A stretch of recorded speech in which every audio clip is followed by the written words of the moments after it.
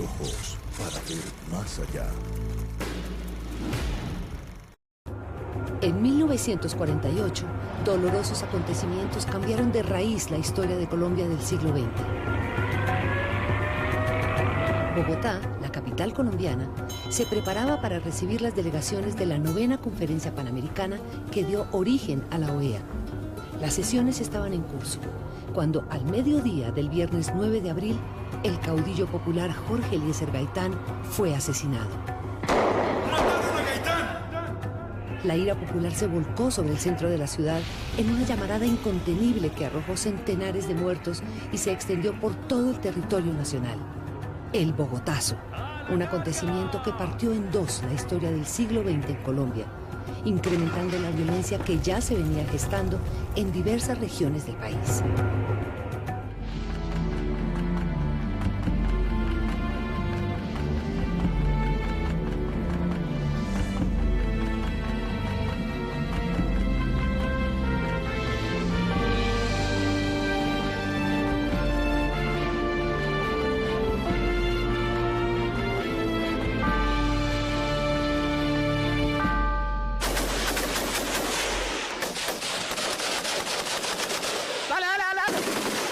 Tras padecer más de medio siglo de luchas fratricidas, el pueblo colombiano ha manifestado en los últimos tiempos y en diversas formas su rechazo a la violencia y su voluntad de paz, de manera semejante a como lo planteó Jorge Eliezer Gaitán en la Marcha del Silencio a comienzos de 1948 para protestar contra la violencia que se extendía por diversas regiones del país. Gaitán representaba una esperanza de redención para los sectores populares y su asesinato significó la muerte de una ilusión. Atención, el excelentísimo señor presidente de la República, doctor Mariano Cepina Pérez, inaugura la Conferencia Panamericana. Mientras las sesiones de la novena Conferencia Panamericana estaban en curso, al mediodía del 9 de abril fue herido de muerte el líder popular Jorge Eliezer Gaitán. Orgullo de nuestra propia raza. Veneración a nuestras tumbas. Atención, atención, hoy 9 de abril de 1948. En estos momentos acaban de ser heridos el doctor Jorge Eliezer Gaitán. Mataron el padre de Colombia. Minutos más tarde, Bogotá ardía en llamas. Los principales centros de poder político y religioso quedaron convertidos en cenizas. A comienzos del año 1948, la capital colombiana se preparaba para un importante evento internacional, la realización de la novena Conferencia Panamericana, que daría lugar a la creación de la Organización de los Estados Americanos, OEA. Para este compromiso internacional, Bogotá cambió su cara. Se arregló la Avenida de las Américas, llamada así en honor a los países representados en la conferencia. El Teatro Colón, primer escenario nacional, fue remodelado para esta ocasión. El Capitolio Nacional, edificio del Parlamento, también fue adecuado como sede de las deliberaciones. Su más reciente restaurador, el arquitecto Alberto Corradain, explica los cambios que se hicieron al interior de esta edificación. Para la Conferencia Panamericana hubo necesidad de hacer una serie de obras específicas, porque el edificio no estaba preparado para recibir tantas comisiones como las que iban a surgir en la organización de la conferencia. La conferencia de 21 naciones del continente estaba proyectada para el mes de enero, pero Argentina y Uruguay solicitaron su aplazamiento hasta que los Estados Unidos resolviera su política frente al llamado Plan Marshall para la recuperación de Europa y explicaran su actitud frente a América Latina. El propio general Marshall respondió a algunas críticas provenientes de Latinoamérica.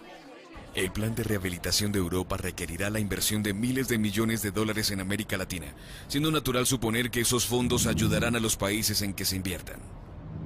En efecto, América Latina aportaba alimentos y materia prima que era necesario comprar para enviar a la Europa destruida.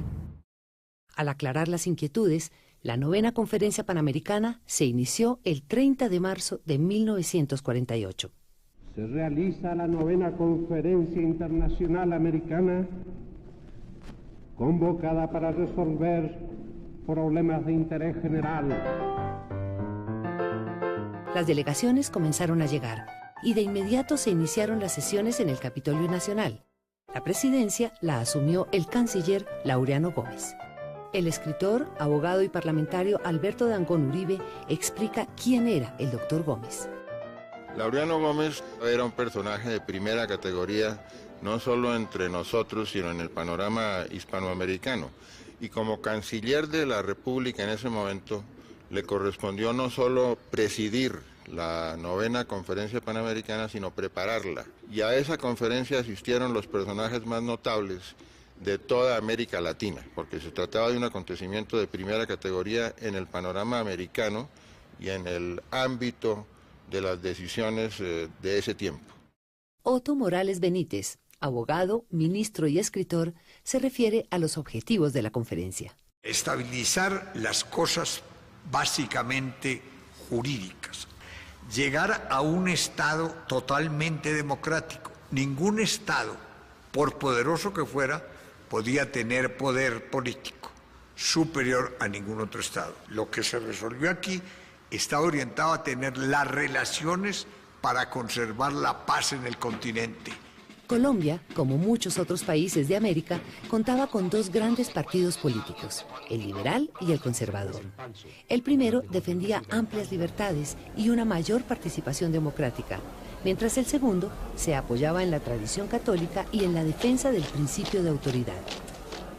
La conferencia fue instalada por el presidente conservador Mariano Ospina Pérez, mientras el Partido Liberal de oposición, cuyo jefe único era Jorge Eliezer Gaitán, no fue invitado a la conferencia.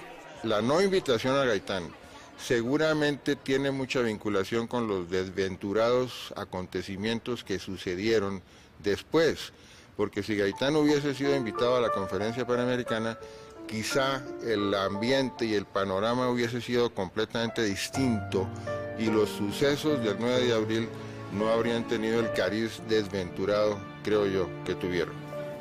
Pese a que la ciudad vivía un ambiente de fiesta, en el fondo existían fuertes tensiones sociales y políticas que se agravaron con la exclusión de Gaitán a la Conferencia Panamericana. Y a las inmensas masas liberales que en todas partes constituyen la incontrastable mayoría del partido.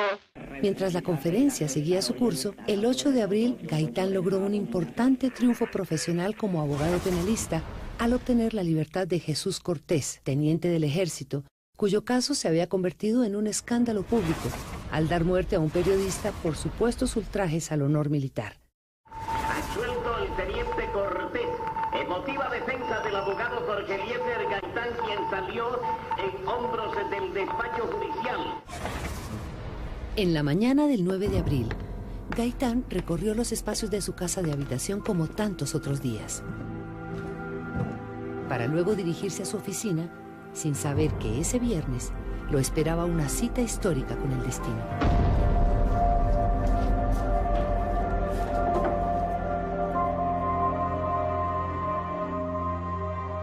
Ya en su oficina, hacia el mediodía, Gaitán salió con un grupo de amigos con quienes se dirigía a almorzar al restaurante del Hotel Granada, que quedaba al frente y donde se hospedaban varios de los delegados a la Conferencia Panamericana. Unos minutos después de la 1 de la tarde, un hombre hizo 2 disparos a la espalda de Gaitán, quien cayó gravemente herido. Una versión del periodista Jorge Padilla, quien lo acompañaba, sostiene que Gaitán salió del edificio y el asesino que se encontraba esperándolo al lado de la puerta disparó contra él. La segunda versión, dada por Plinio Mendoza Neira, quien iba a su lado, señala que el asesino estaba de frente. Gaitán alcanzó a verlo empuñando el arma y giró el cuerpo para regresar a la oficina. Y fue allí cuando recibió los disparos. Aquí tenemos una perforación, tiene bordes invertidos. Expertos en balística de la Policía Nacional analizan las versiones. Al laboratorio de balística se nos llegaron los siguientes documentos, como fue el protocolo de necropsia, los testimonios de las personas de la época, y como pieza fundamental el saco, el cual presenta 2 perforaciones. Vamos a fijar la distancia del orificio 1 a la parte superior del cuello. Allá confrontamos las heridas con los orificios que presenta el saco. Procedimos ya en nuestra oficina, laboratorio de balística, a ejecutar un análisis detallado de cada una de esas versiones. Aquí un orificio, entonces amarremos puntos, 0.8 de longitud. La segunda versión, analizando heridas del cuerpo y el vestido, pudimos tener una compatibilidad y podemos observar que el doctor Jorge Eliezer Gaitán, cuando sale de su oficina, en ese momento que él gira, es donde le propinan 2 disparos en su espalda que están muy bien ubicados, es decir, están en los órganos vitales. Los testigos hablan de un tercer disparo que ya estando en el piso, posiblemente lo tomamos como el que lo acaba como el tiro de gracia. Esta es la versión que más tiene fundamento técnico-científico, de acuerdo a los estudios realizados con todos los documentos aportados. Gaitán fue llevado agonizante a la clínica central. Mientras tanto, en el lugar de los hechos, el presunto asesino intentó esconderse en la droguería Granada. Mientras las gentes se agolpaban en la puerta, el dependiente preguntó al hombre por qué cometió el crimen, y este respondió: ¡Ay, señor! Cosas poderosas que no le puedo decir. ¡Ay, Virgen del Carmen, sálvame! Manuel H. Rodríguez, quien se hizo fotógrafo el 9 de abril, recuerda los hechos de aquel día. El asesino se trató de refugiar en el Gato Negro, era un café que había debajo de los cines del doctor Gaitán. Y ahí alguien lo acosó y le quitó el revólver. Y luego se refugió en la droguería Granada, donde hoy es la Panamericana en la 14. Ahí se refugió Roa Sierra y ahí rompieron las rejas, que en esa época era de abrir y cerrar. Rompieron las rejas y sacaron a Roa Sierra. La turba enfurecida arrastró el cuerpo del presunto asesino y lo condujo hasta el Palacio Presidencial, que quedaba a 8 cuadras. Un testigo presencial da su versión de los hechos. Oímos el alaraco por radio: mataron al doctor Gaitán. Y se prendió la mecha en Bogotá. Corra todo el mundo. Llegué yo, llegamos todos y ya lo habían levantado a él y lo habían llevado a la clínica central en la calle Sexta con carrera Cuarta. Allá fue donde murió. Cogieron a Roa Sierra, los emboladores, y lo mataron con la caja de embolar. En la clínica central, en estos espacios que hoy se encuentran en ruinas, los médicos atendieron rápidamente al caudillo, pero a pesar de sus esfuerzos, no lograron salvarlo. Gaitán falleció antes de las 2 de la tarde. Al salir de su oficina en el día de hoy, el doctor Jorge Eliezer Gaitán, jefe único del Partido Liberal, fue gravemente herido de 3 disparos y llevado de inmediato a la clínica central. Los médicos no pudieron hacer nada para salvar su vida. El jefe del Partido Liberal acaba de fallecer. ¡Mataron a Gaitán! Esta frase corrió por Bogotá y por todo el país como un grito de guerra. La muerte del hombre que era la esperanza del pueblo hizo explotar en llamas la capital colombiana. El historiador y escritor Eduardo Santa también llegó al lugar de los hechos. Tan pronto escuché que el doctor Gaitán había sido gravemente herido, me trasladé donde el doctor Gaitán tenía su oficina. Ya había bastante gente allí recogiendo en su pañuelo la sangre que había derramado. Uno de los primeros edificios incendiados fue la gobernación de Cundinamarca, en un edificio que todavía existe. Un grupo de intelectuales de oposición se tomó la estación de la Radiodifusora Nacional de Colombia para incentivar la rebelión popular contra el gobierno conservador. El economista Raúl Alameda fue uno de ellos. Yo mientras tanto entré a la radio y me di cuenta que las agujas del equipo no se movían. Empecé a mover los motores y empecé a transmitir solo. Aló, aló, fuerzas liberales izquierdistas de Colombia, se han levantado todas las divisiones de la policía en la capital de la República a favor del movimiento revolucionario.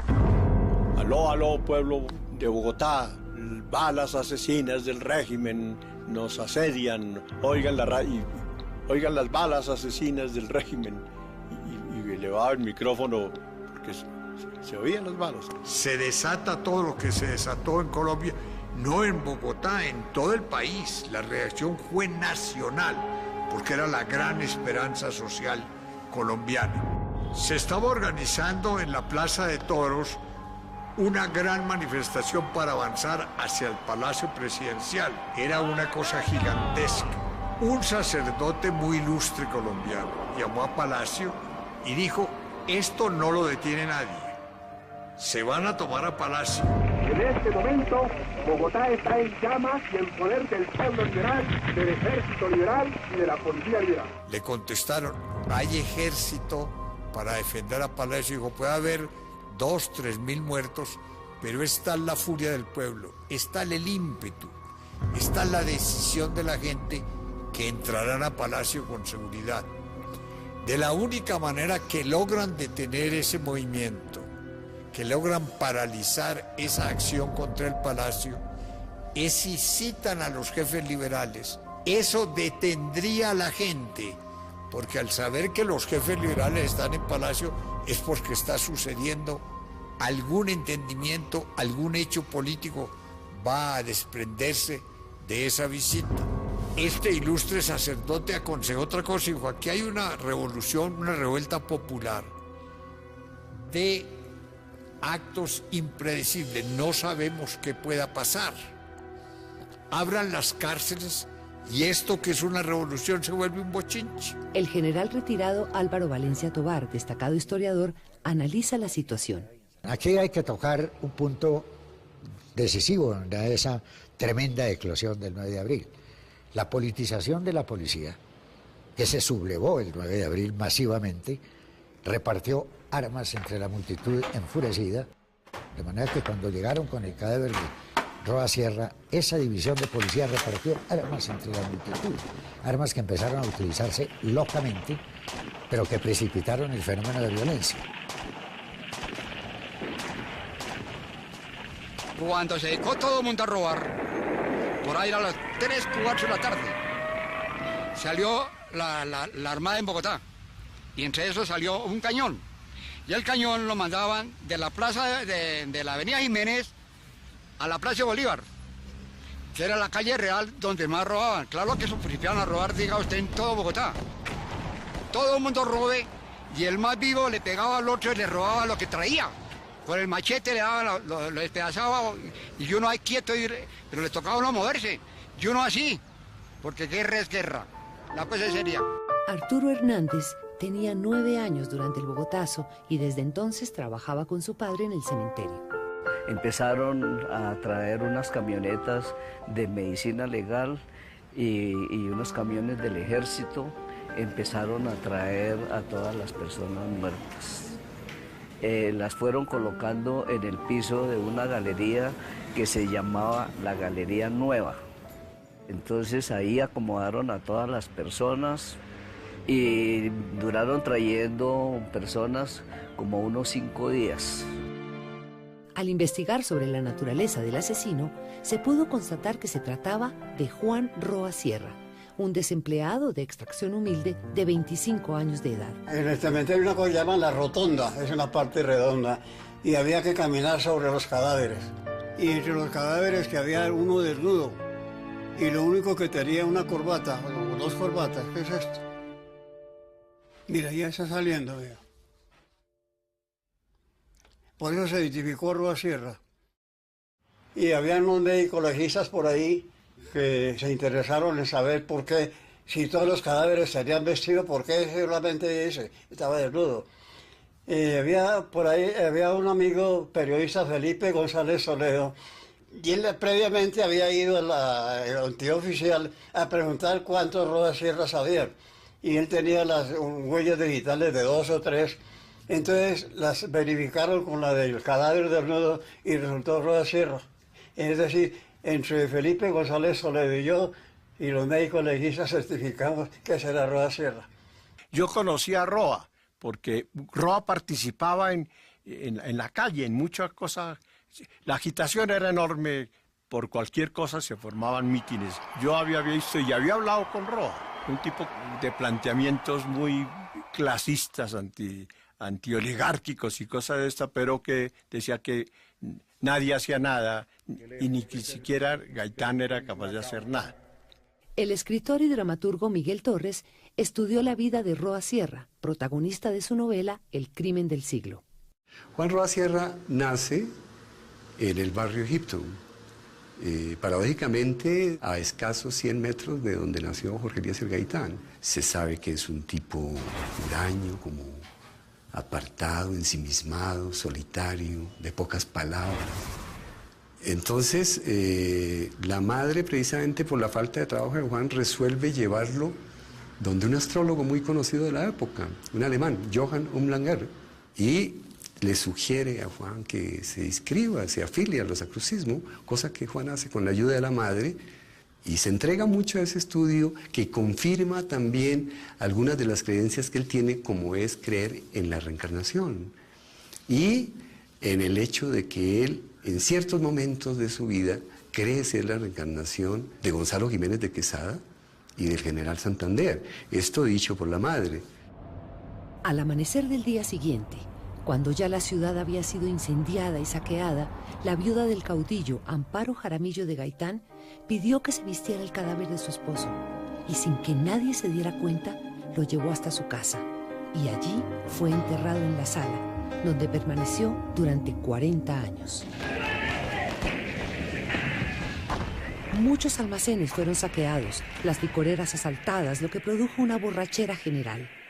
Ningún grupo político pudo reivindicar los desmanes. Aunque se trató de acusar a los comunistas, las investigaciones posteriores demostraron que no existió ningún plan organizado.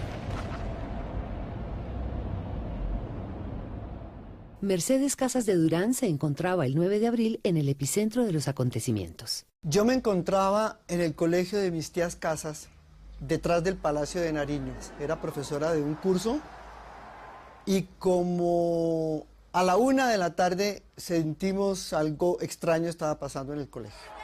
Cuando empezamos a sentir gritos y empezamos a sentir un ambiente como de revolución, resolvimos que lo más importante era guardar las niñas del colegio. Y comenzó un tiroteo tan fuerte y desafortunadamente en ese tiroteo mataron a 2 empleadas del colegio.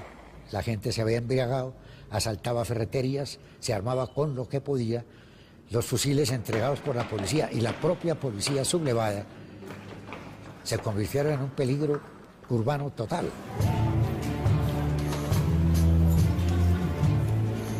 Participaron en el intento de toma del Capitolio Nacional, que fue impedida, volaban máquinas de escribir por las ventanas, era una locura. El guardia presidencial alcanzó a contener la multitud que ya llegaba con el cadáver de Roa Sierra y gradualmente tomó la carrera 7ª hasta la esquina de la Plaza de Bolívar. Durante algunos días la conferencia fue suspendida. El luto y la zozobra reinaban sobre la ciudad. Las gentes tenían que marchar con las manos en alto, mientras algunos francotiradores continuaban disparando desde las torres de las iglesias. Aquel terrible fin de semana aumentó el número de muertos mientras el ejército intentaba controlar la situación. Los delegados de la Conferencia Panamericana se trasladaron al Gimnasio Moderno, un colegio ubicado al norte de Bogotá, para reanudar sus sesiones. La conferencia concluyó el 30 del mismo mes de abril con la firma de El Pacto de Bogotá. El principal resultado de la 9ª conferencia fue la formación de la Organización de los Estados Americanos, OEA, tal como existe hasta el presente. El caos y la anarquía primaron durante aquellos días de ira popular, dejando un saldo de más de 5.000 muertos y miles de heridos, cuya cifra exacta nunca se ha podido establecer, así como centenares de edificaciones completamente destruidas. Con la muerte de Gaitán y los hechos del Bogotazo, la vida de Colombia ya no volvió a ser la misma, y sus graves consecuencias han generado serias repercusiones hasta el presente. Ante estos hechos, cabe preguntarse quién era Jorge Eliezer Gaitán y qué representaba para el pueblo. Jorge Eliezer Gaitán fue el líder popular más carismático del siglo XX en Colombia. Existe un mito sobre su fecha de nacimiento. Sin embargo, según la fe de bautismo, nació el 26 de enero de 1898, o sea que en el momento de su muerte tenía 50 años. Era hijo de Eliezer Gaitán Otálora, un liberal de la estirpe de los radicales del siglo XIX, y doña Manuela Ayala Beltrán, una maestra de escuela que inculcó en su hijo el amor por el estudio. En oposición a su padre, que quería que estudiase contabilidad para ayudarlo en su venta de libros de segunda mano, Jorge Eliezer se preparó con tenacidad hasta obtener su título de doctor en Derecho y Ciencias Políticas en la Universidad Nacional en 1924. Su tesis de grado se tituló Las ideas socialistas en Colombia, que de algún modo anunciaban lo que sería su lucha política. En 1927 viajó a Italia, donde se especializó en criminalística con el profesor Enrico Ferri, a quien se considera el fundador de la criminología moderna. Cuando él se graduó en Roma, le dieron el grado cum laude, allá.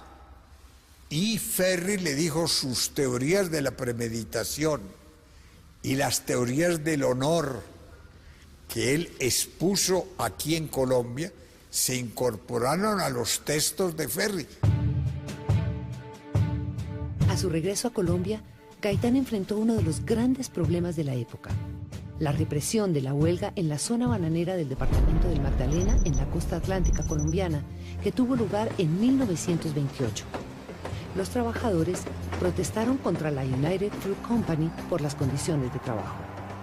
Ante la presión social, se produjo una matanza de los huelguistas por parte del ejército en la estación de Ciénaga. Nunca se pudo establecer con certeza el número de muertos. A partir de su denuncia ante el Congreso, Gaitán fue reconocido como el representante de las causas populares. Las consecuencias de aquellos hechos se reflejaron en la política colombiana con la aparición de nuevos sectores organizados en sindicatos. Gaitán se dirigió a las grandes masas de trabajadores. Yo sé cuál es el lenguaje de los oligarcas. Yo sé cuál es.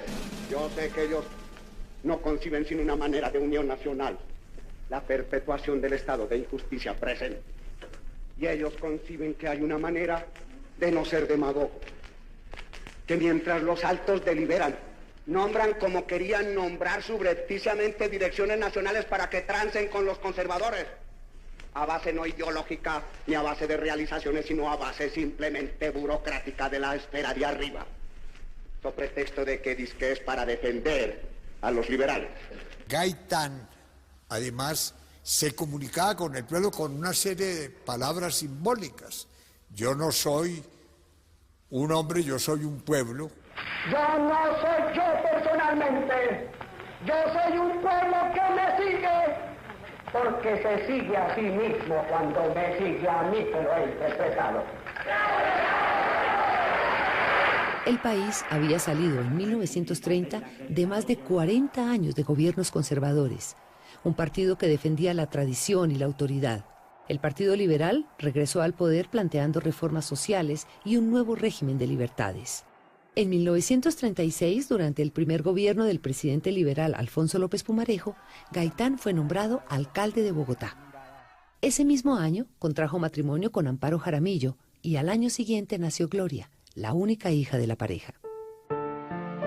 En su vida íntima, Gaitán era un hombre cariñoso y con su hija estableció una relación profunda como padre y maestro. El 23 de febrero de 1937 murió doña Manuela Ayala, la madre de Gaitán. Con profundo dolor, él escribió: si algo me faltara, ahí está lo primero, la sombra de quien fue mi todo, la dulce maestra de escuela. La vida política de Gaitán sigue en ascenso. En 1939 es elegido como magistrado de la Corte Suprema de Justicia. En febrero de 1940, el presidente Eduardo Santos lo nombra ministro de Educación. Y en 1942 es senador de la República y luego presidente del Senado. Sino por el surco y la tierra donde ha aprendido, sino en razón de las tumbas donde tiene el alimento para su futuro. Su lucha a favor de las clases populares hizo que Darío Echandía, como presidente interino, lo nombrara ministro de Trabajo en 1944. En el Ministerio del Trabajo Naturalmente, un hombre con una gran sensibilidad social ayudó a conformar parte de la doctrina administrativa del derecho del trabajo. Además, planteó con Santos la creación de la justicia laboral, que no existía hasta ese momento. De suerte que era un hombre con una capacidad extraordinaria, tenía mucho el sentido del orden en la vida social. Ningún movimiento político como el que se propone conducir al doctor Gaitán al Palacio de los Presidentes ha tenido un arraigo nacional, popular y espontáneo más profundo y sincero. En 1944, Gaitán decide lanzar su candidatura a la presidencia de la República. Se inicia una época de un intenso contacto con las masas populares.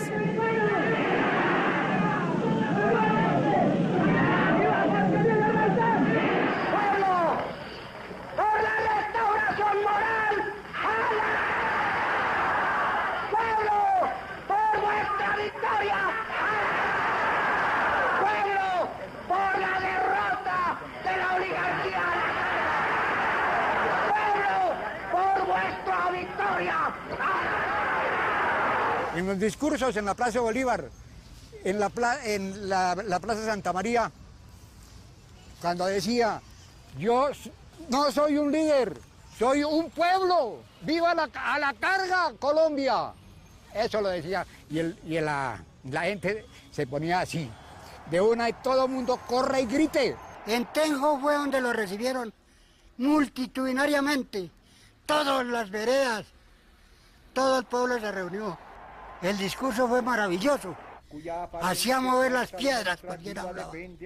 El Partido Liberal se dividió entre Gabriel Turbay, candidato oficial de la clase política del partido, y Jorge Eliezer Gaitán, que iba acompañado por un multitudinario movimiento popular.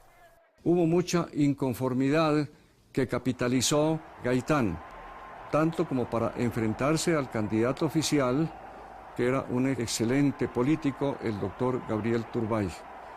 En las elecciones de aquel año, el doctor Turbay derrotó a Gaitán, pero estos dos candidatos fueron derrotados a su vez por el doctor Ospina Pérez, puesto que el conservatismo se fue unificado.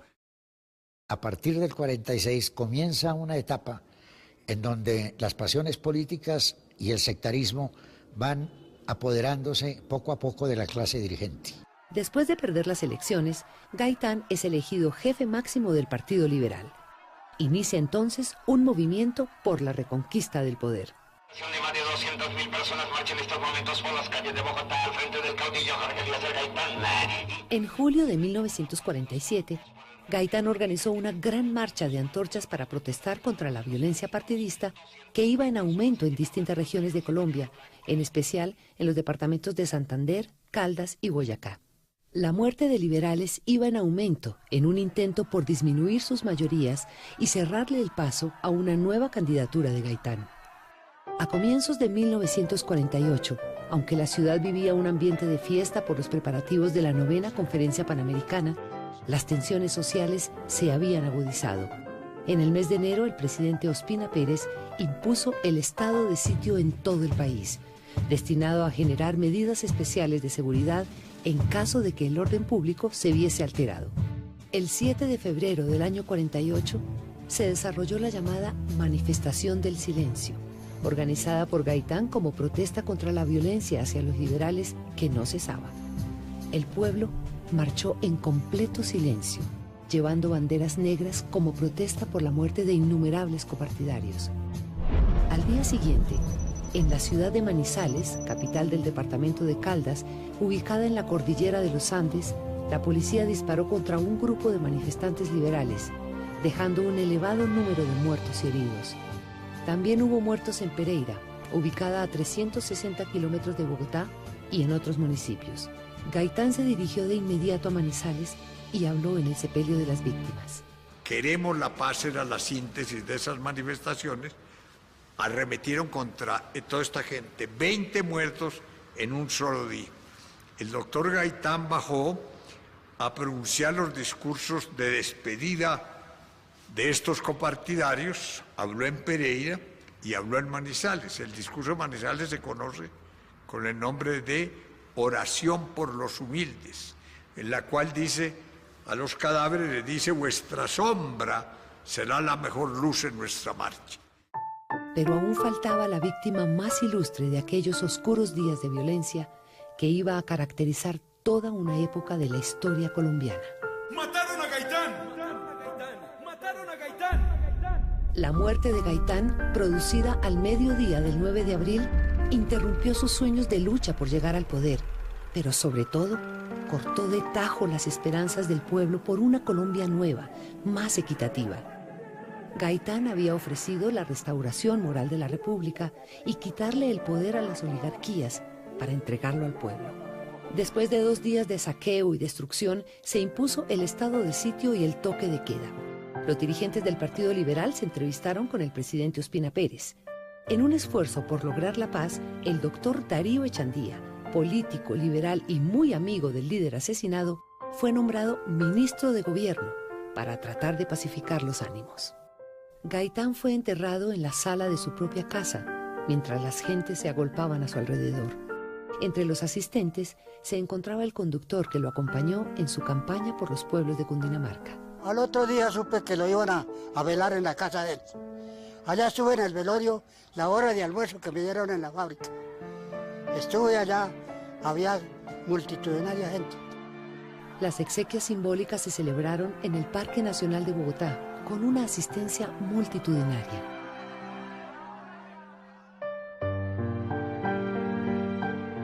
A este acto asistieron su viuda y su hija, como un gesto de silenciosa denuncia.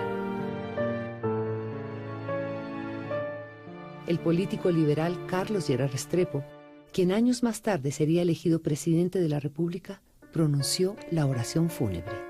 Una terrible sensación de orfandad pesa sobre el pueblo que acompañó tantas veces con su viva presencia la marcha victoriosa de Jorge Eliezer Gaitán y que hoy habrá de desfilar. Oh dolor inmenso, sin oír de sus labios las consignas que tantas veces esparcieron a los vientos como simientes de esperanza. El presidente Mariano Ospina Pérez nombró al abogado Ricardo Jordán Jiménez, amigo personal de Gaitán, para que investigara su asesinato. Después de varias pesquisas e interrogatorios, Jordán concluyó que Roa Sierra fue el único responsable, aunque unos años más tarde confesó tener serias dudas. Unas semanas después del crimen, 3 agentes de Scotland Yard llegaron a Bogotá para investigar el asesinato por solicitud del presidente de la República y se reunieron con Jordán Jiménez. El informe final solo se conoció hasta ser desclasificado en el año 2002. Sobre el asesinato de Jorge Eliezer Gaitán quedan muchas dudas.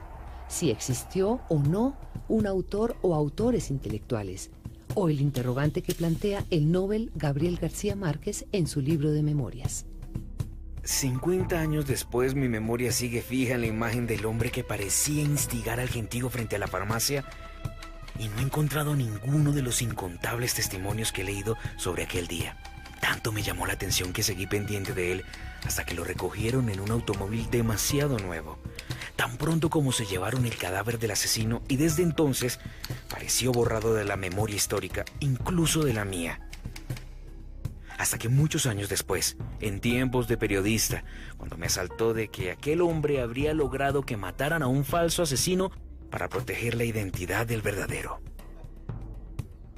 Luego hay una cantidad de vacíos, de oscuridades, se están develando muchas cosas, hay algo de luz, todavía hay mucha oscuridad. Sería formidable que se nombrara una comisión internacional que averigüe, despeje y llegue a la verdad sobre el asesinato del líder político más importante de nuestra historia. Fidel Castro, que tenía 20 años, había llegado a Bogotá a una reunión de estudiantes. Tenía una cita con Gaitán, cita que nunca pudo llevarse a cabo. En sus recuerdos de aquellos días, Castro anota: El gobierno estaba buscando la mentira de que aquello era una conspiración comunista y de extranjeros. La gran verdad es que nosotros no tuvimos nada que ver con aquello. Y lo que hicimos, como jóvenes estudiantes, como gente idealista, como gente quijotesca, fue sumarnos a la sublevación del pueblo. En cuanto a los hechos, el bogotazo se extendió por diversas ciudades del país y fue el detonante de la llamada violencia en Colombia. Un oscuro periodo que dejó miles de muertos a causa de las confrontaciones políticas por medios violentos. En esta época surgieron los llamados pájaros, que asesinaban a sus opositores liberales. La tensión social aumentó durante el gobierno conservador de Laureano Gómez. En los llanos orientales surgió un movimiento de guerrillas liberales que años más tarde dio origen a las llamadas Fuerzas Armadas Revolucionarias de Colombia, FARC, que aún combaten en las selvas de Colombia. La violencia produjo gravísimas consecuencias en todos los órdenes de la vida cotidiana. El asesinato, los atentados se convirtieron en un arma política.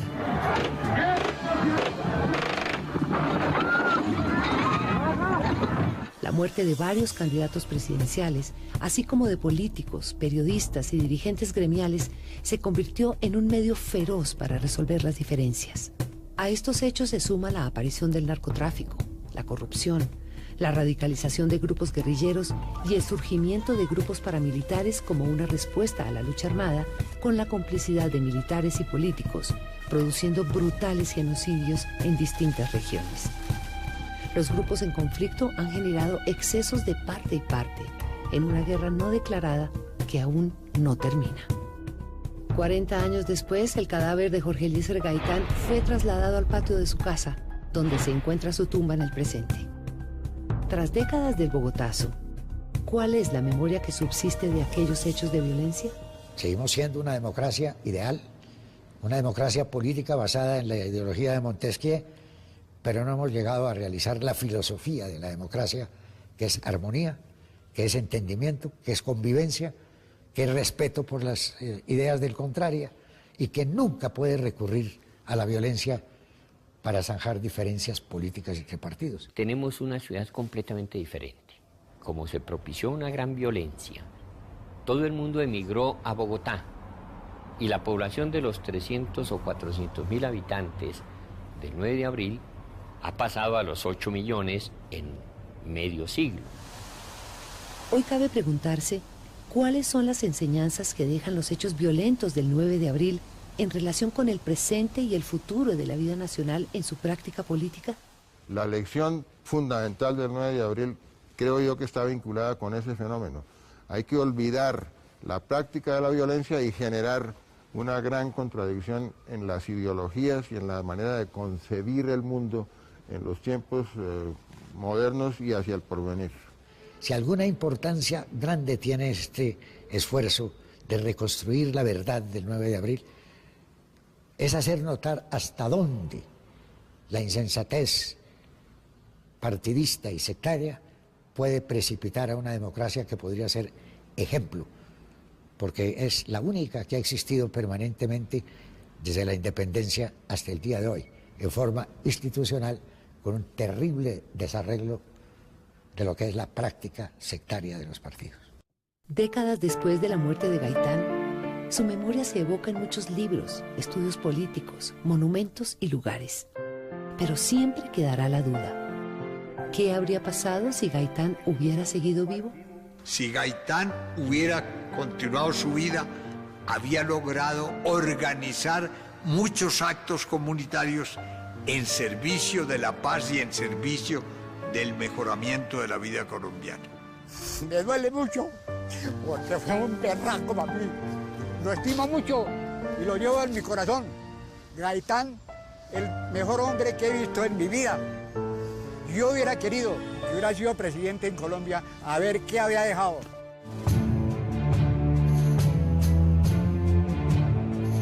Las sombras que cobijaron al país con la muerte de Gaitán y los dolorosos hechos del bogotazo aún están presentes.